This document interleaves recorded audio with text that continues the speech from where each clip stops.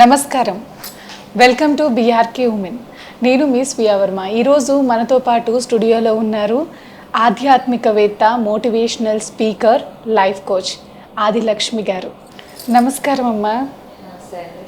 ఎలా ఉన్నారు? బాగున్నానండి. అమ్మా, దేవుళ్ళని నమ్మిన వారికే కష్టాలు అసలు ఎందుకు వస్తాయి?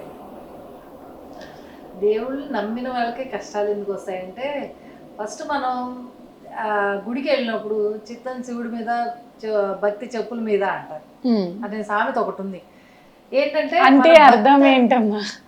అదే చెప్తున్నా. ఇప్పుడు అక్కడ మనం గుడికి వెళ్తాము, బయట చెప్పులు ఇడుస్తాం. చాలా మంది ఉన్నారు అనుకోండి, సపోజ్ చాలా మంది ఉన్న చోట మనం ఏంటి, మన జాస్ అంతా చెప్పుల మీద ఉంటుంది. అయ్యో నేను బయటకు వెళ్ళేప్పుడు ఈ చెప్పులు ఉంటాయో లేవు, చెప్పులు ఎవరైనా వేసుకెళ్తారేమో, ఇలాంటివన్నీ ఉంటుంటాయి. కానీ మన ధ్యాస ఎక్కడ ఉంచాలి? మనం గుడికి వెళ్ళినప్పుడు భగవంతుడి మీద మన ధ్యాస ఉంచాలి. ఇప్పుడు అట్లా ఎవరు ఉంచట్లా. ఊరికే వెళ్ళి లేకపోతే ఇట్లా ఇట్లా పెట్టడము, లేకపోతే ఒక నమస్కారం ఇట్లా అనుకోవడం, బయటికి రావడం, ఇలాంటివన్నీ చేస్తున్నారు. అలా కాకుండా ఒక్క 2 నిమిషాలు అక్కడ నుంచొని మనస్ఫూర్తిగా ఏది మన ఇప్పుడు జనరేషన్లో ఎట్లా అయిపోయిందంటే, దేవుడి దగ్గరికి వెళ్తున్నాం అంటే ఏదో కోరికతోనే వెళ్తున్నాం. ఈ కోరిక తీరితే నీకు ఇచ్చేస్తా, ఈ కోరిక అసలు నువ్వు ఏం ప్రయత్నం చేస్తున్నావు? భగవంతుడి దగ్గర అవడానికి మనం ఏం ప్రయత్నం చేస్తున్నాం అనేది ఉండాలి కదా.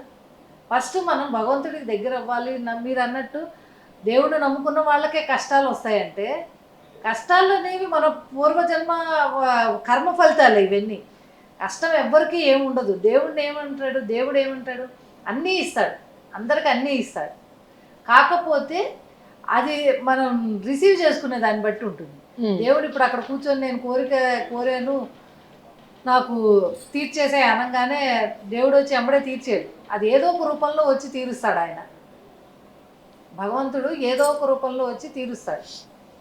దాన్ని మనం గ్రహించగలగాలి.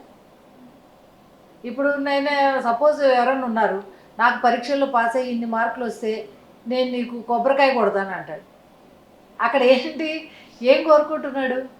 పరీక్షల్లో పాస్ అయితే అనేది కోరుకుంటున్నాడు. అంతేగాని భగవంతుడా నేను మంచిగా చదువుతాను, నా ప్రయత్నం నేను చేస్తాను, దానికి తగ్గ ఫలితాన్ని నువ్వు ఇవ్వు అనాలి. అవునా? నా ప్రయత్నం నేను చేస్తాను. మనం ఏం ప్రయత్నం చేయకుండా నేను పరీక్షలో పాస్ అవ్వాలి, కొబ్బరికాయ కొట్టంటే ఆయన ఏం చేయలేదు. అది. రెండోది, ఇక్కడ మీకు ఒక చిన్న కథ చెప్తాను నేను. ఒకసారి నారదుడు, విష్ణుమూర్తి ఇద్దరు కలిసి భూలోకానికి వెళ్దామని అనుకుంటారు. నారదుడు వాళ్ళని అడుగుతాడు, భగవంతుడికి నమ్మిన వాళ్ళకి ఎందుకు కష్టాలు పెడుతున్నారు మీరు?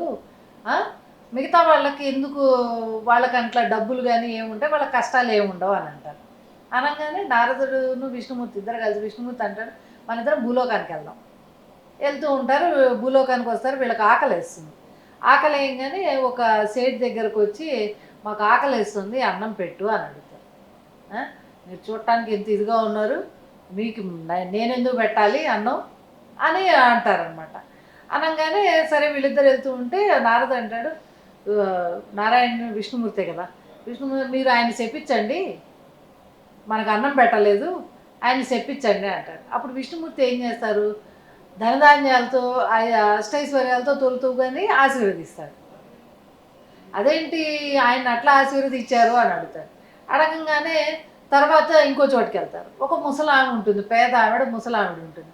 ఆమె ఏం చేస్తుందంటే ఆవిడ దగ్గరికి వెళ్ళి వీళ్ళు అడుగుతారు, మాకు ఆకలిగా ఉందమ్మా ఏదైనా పెట్టంటే, ఆయన నా దగ్గర తినడానికి ఏం లేదు, నా దగ్గర ఒక ఆవు మాత్రం ఉంది, ఆ ఆవు పాలు మీకు ఇస్తాను, మీరు కడుపు నింపుకొని మీరు తాగండి అంటారు.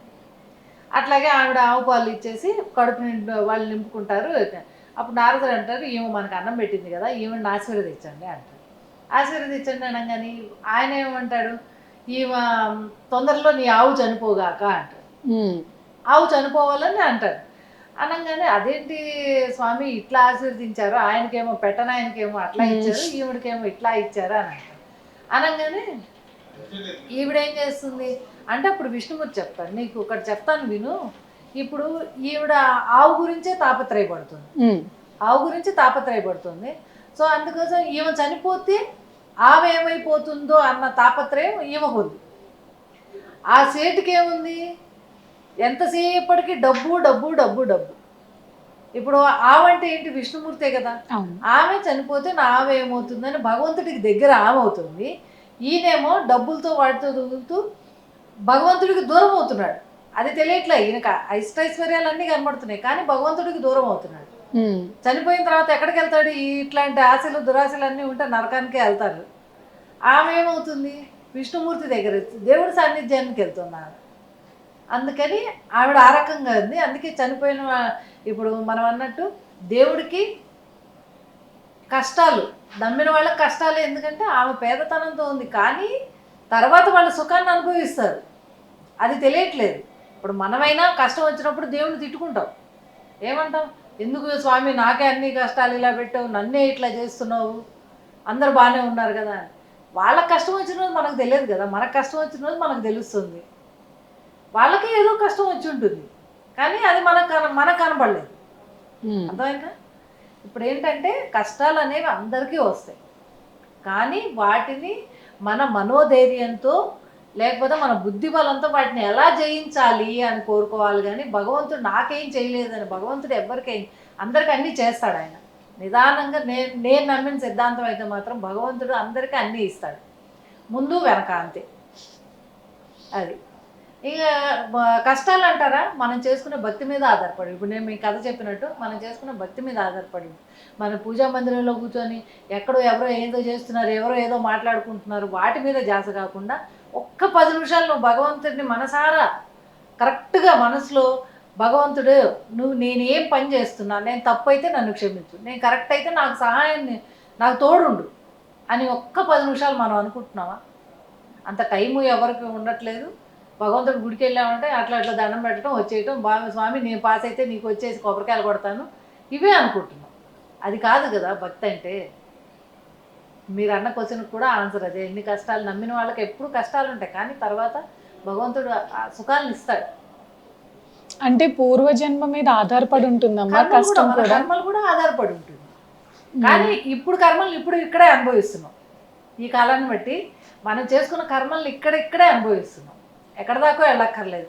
మనం ఎవరన్నా మోసం చేయాలని చూసామనుకోండి, కొన్నాళ్ళు బాగానే ఉంటుంది, తర్వాత అవి మనకే రివర్స్ అయ్యి తగులుతూ ఉంటుంది అనమాట. అవును, కర్మలు కంపల్సరీ ఉంటుంది. పూర్వజన్మలో ఏదో మనం దానం చేసి ఉండం. ఎవరికి దానం చేయకపోతే దాని ఫలితం ఏముంటుందో మనకు కావాల్సిన సమయంలో నీళ్లు దొరకపోవచ్చు. కొన్నిసార్లు మనం అనుకుంటాం, నేను కష్టంగా అసలు మనం ఎక్కడ ఆహారం దొరకని ప్రదేశంలో మనకు ఎవరో వచ్చి ఆహారం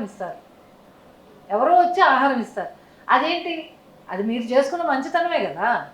మీరు చేసుకున్న మంచితనం వల్లే వాళ్ళు ఆహారాన్ని తెచ్చివ్వగలిగారు. మన జీవితంలోకి వచ్చిన వాళ్ళు కూడా పూర్వజన్మ సుకృతమే అని అంటారమ్మా, అది నిజమేనా?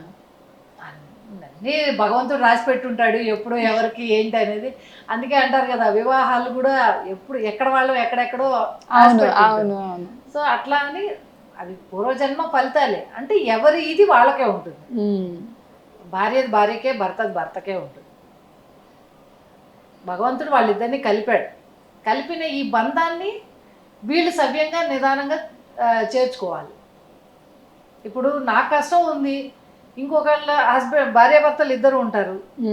భర్తకి కొన్ని కారణాలు వ్యసనాలు ఏవో ఉండొచ్చు. ఆయన ఎంత మంచిగా ఉందాం ప్రయత్నిద్దామన్నా ఆయనకు అదొక ఇది. అదేంటి? అది ఆయన పూర్వజన్మ సుకృతమే అంతే. ఏదో చేసుకున్నాడు, పాపం పుణ్యం చేస్తే మంచిగా ఉంటాడు, పాపం చేసుకున్నాడు కాబట్టి. కొంతమంది ఉంటారు, ఇప్పుడు మనం ఆ కార్యక్రమం దైవ కార్యానికి వెళ్ళాలి అని అనుకుంటాం కానీ వెళ్ళలేకపోతాం. అదేంటి? అది మనకు అదృష్టం లేనట్టే. అది చూసే అదృష్టం, ఆ దైవ కార్యాలు, ఆ పూజలు చూసే అదృష్టం మనకు లేనట్టు. కొంతమంది అనుకోకుండా వెళ్తారు గుడికి, వెళ్ళంగానే వాళ్ళకి అక్కడ ఆ రోజు ఏదో పూజ జరుగుతుంది, అది వాళ్ళ అదృష్టం. అది. ధన్యవాదాలమ్మా, చాలా చక్కగా వివరించారు. నమస్కారం.